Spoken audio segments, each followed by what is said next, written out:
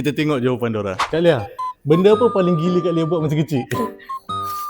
Kenapa aku kat depan rumah tu ada padang, macam padang tu berbukit. Orang korek padang tu, bagi kita orang kaki sampai atas. Lepas tu turun ke bawah. Habis tanam padang tu. Cendur tak? Dul dan kawan aku tu pun dah meninggal. Oh, sinallah. Aku pergi potong kelas orang.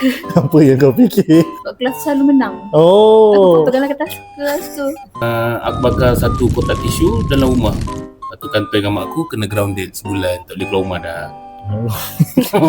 Kenapa kau bakar? Sebab aku suka main api sampai sekarang.